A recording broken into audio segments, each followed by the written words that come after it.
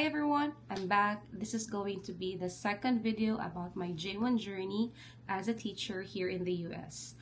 Yung mga videos ko po dito sa YouTube are based on the questions that I received from my TikTok account. So if you have any questions about J1, just comment it here or in my TikTok and I will try my very best to make a video.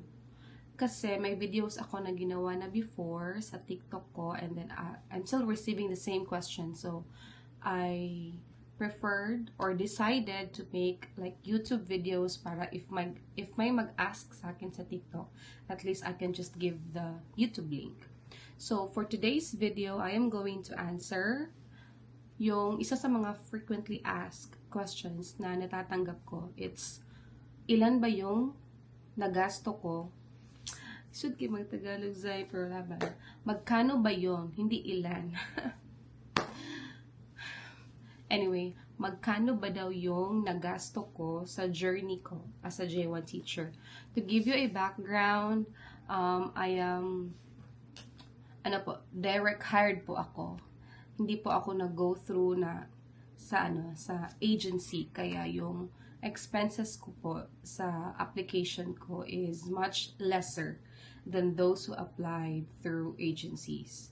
So, and my expenses might not be the same sa expenses mo. So, these are just my expenses during my, journey. And may mga nabayaran ako na pwede mong di mo nabayaran kasi parang iba yung, may at some point, may parang iba sa expenses ko. So, I am going to divide this video into 3. Before application, during application, and after application. So, let's start with before application. So, yung mga binayaran ko before application are the following. Actually, my notes ako. So, yung first na binayaran ko, don't mind me looking at this side kasi yung computer ko po nasa side. So, yung list ko nandito. So, yung first na binayaran ko is yung passport renewal. It's not really renewal, like na-expire na yung passport ko tapos ni-renew ko. It's not about that, but it's about yung picture ko sa passport. Kasi, may story time. Story time, may nunal kasi ako dito before. And then yung sa passport ko, may nunal ako. And then during nung nag-apply na ako sa J1, pinatanggal ko kasi siya. So, yung ginawa ko talaga first is nag-inquire ako sa DFA kung ano yung gagawin ko kasi sa passport ko may nunal ako tapos like yung ako na wala na akong nunal, so ayoko namang ma-hold sa airport if ever na makatanggap ako ng job offer that time. Yun yung mindset ko. So what I did, pumunta ako sa DFA, nag-inquire ako, and then sabi nila, I will just renew my passport to have my picture taken, and then at the same time, nagbayad ako sa, ano ba tawag? Ano ba yan? Notaryo. Sa Bisaya, notaryo, maganda siya. So, notarize sa attorney for like an affidavit, and it was 300 pesos. So, yung passport renewal ko is 1,200 plus 300 for the affidavit. So, yung passport ko na ngayon is wala na akong nunal. So, next na binayaran ko is yung PRC renewal. Kasi yung PRC ID ko that time is about to expire. So, I was thinking na before ako aalis, ang feeling ko kasi noon, kasi feeling ko talaga lilipad talaga ako. So, nag-renew ako ng PRC ID ko, which yung binayaran ko is 458. Tapos, after ng PRC renewal ko, at the same time during that day, kumuha ako ng 2 different certificates from PRC, which were Certificate of Good Standing and Certificate of Report of Rating. So, that time, nagbayad ako ng 83 pesos per certificate. And I will just be speaking from my experience, pero di ko siya nagamit. Like, dito na sa talaga, sa US, parang wala akong ma-remember na time na binigay ko siya. Pero it's really up to you if kukunin yun. Pero ako kinuha ko na lang talaga just in case. Tapos next na binayaran ko is yung TOR. Yung TOR is for my FCE, which is I will be discussing like during the application. So yun lang yung binayaran ko before application. Passport, affidavit, PRC renewal, certificates, and report of rating, and then TOR. So ito yung total ko na binayaran before my application. Now let's move to during application. So itong during application is yun yung nag-apply na ako sa visa sponsor ko. Yung my visa sponsor is IAG or International Alliance Group. So yung mga binayaran ko sa during applications are the documents na need ng visa sponsor ko. So unang-una is yung FCE. Yung FCE during that time, ang nabayaran ko is $325. And I can't really remember yung currency exchange during that time. By the way, when I say that time, that was 2022. I think, yeah, 2022. So, nagbayad ako ng $325. And to tell you ahead, you really need to parang connect with your parang mga J1 na teacher kasi ang pagbayad ng FCE is kailangan talaga yung bank is, yung currency is into dollars. So, yung ginawa ko, I have a friend who is already J1 that time. So, nag-ask ako ng favor if I could borrow his credit card.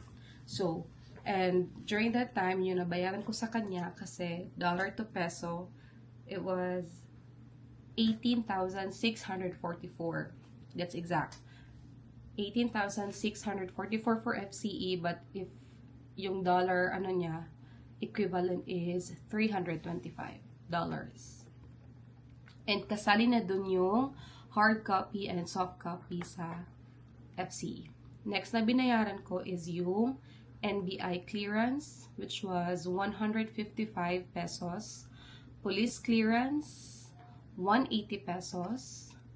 And then, bank statement. Yung bank statement ko, I think nagbayad ako ng 100 pesos for the bank statement. And then, nagpa-TB skin test. So, ito yung TB skin test ay ni-require ng school district ko ngayon. So, nagpa-TB skin test ako and nagbayad ako ng 1,500. And so far, only yung district ko lang yung narinig ko so far na nag-require ng TB skin test. I don't know with the other school district. So, yun yung mga binayaran ko during the application. Again, it was FCE, NBI clearance, police clearance, TB skin test, and bank statement. So, later on, i-add ko lahat yung before, during, and after na expenses. Next, yung after application. So, when I say after application, it's yung time na nakatanggap na ako ng job offer. So, the moment na nakatanggap ako ng job offer, I directly worked with my visa sponsor. So, nung nakatanggap na ako ng job offer from my school district, na nakita ko na yung letter of intent, yung doon nakalagay na I'm already hired, ito yung annual salary ko. So, yung document na yon, yung document na LOI of letter of intent, finorward ko diretso sa visa sponsor ko so they could process my DS 2019. And sa mga agency, you have to pay first before they will release your DS 2019. But since ako, nag-direct apply ako sa visa sponsor, so wala akong binayaran para lang ma-release yung DS 2019 ko. So, I just waited for a couple of weeks ata yun before they released my DS 2019. So, nung natanggap ko na yung DS 2019 ko, ito yung mga binayaran ko. Okay? So, first is yung SEVIS fee. And I still have my confirmation. So, ito yun. Ito yung SEVIS fee nagbayad ako ng $220. I think pwede naman ito ipakita. Ito na lang na part. So, ito. Cover ko lang. So, ito yung service fee. I don't know if nag-focus ba siya. So, yung service fee ko is $220. And same sa FCE po, you need again a bank or a credit card na yung currency is dollars. And I don't know, baka nag-iba na ngayon. Kasi again, ito yung 2022. Year 2022. After service fee, I also paid for the embassy appointment. So, here's my receipt from RCBC. So, yung binayaran ko sa RCBC is 9,280.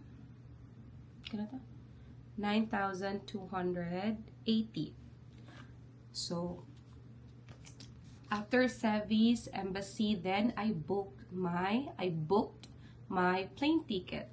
So, since from Cagayan de Oro ako, nag-book ako ng ticket from CDO to Manila, back and forth, and I don't know, di ko na ma-remember kung magkano that time, but you have, so, ito yung isa sa mga expenses na you have to consider kasi it's going to be part of your expenses. So, aside sa plane ticket, hotel accommodation. Kasi nga, di ba, from CDO ako. Tapos, sa Manila lang yung embassy. So, I need to, like, parang magbayad ng hotel to stay there for, let's say, 2 days, the shortest. Or 3 days. So, consider those expenses, yung plane ticket, back and forth. Kung malayo ka, like, nasa Mindanao ka, or sa Visayas, I don't know. Then, hotel. Then, of course, your food. Consider that. And then, nung na-approve na ako sa embassy, next kong binayaran is yung CFO.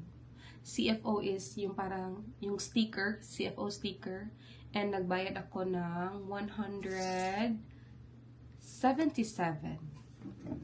Ito yung yung email, 177 for CFO. And then next na binayaran ko is yung plane ticket ko na. And di ko na ma-retrieve yung parang receipt sa email ko for the ticket, but I'm very sure na yung binayaran ko sa plane ticket is 91,000 pesos. So, if we are going to add everything, yung before, during, after na mga expenses ko, ito yung binayaran ko for the whole journey or application ko. And if you are going to like apply through agencies, expect for more expenses kasi yung mga nakausap ko, like yung mga parang narinig ko din, yung kapag mag-under agency ka ng application, hindi siya bababa sa 300,000 pesos yung gagastusin mo. And yung isa sa mga disadvantage for applying through agency is that before ma-release nila yung DS 2019 mo, you have to pay certain amount. Like, nung na-remember ko sa co-teacher ko before, na nag-under siya ng agency, as far as I can remember, nagbayad siya ng 100 plus thousand before na-release yung DS 2019 niya. And it's really up to you if you go through agency, no? But you really have to consider yung pwede mong magasto. So, I hope this answer your question for magkano ba yung nagasto ko sa journey ko as a J1 teacher. So, that's it. Bye!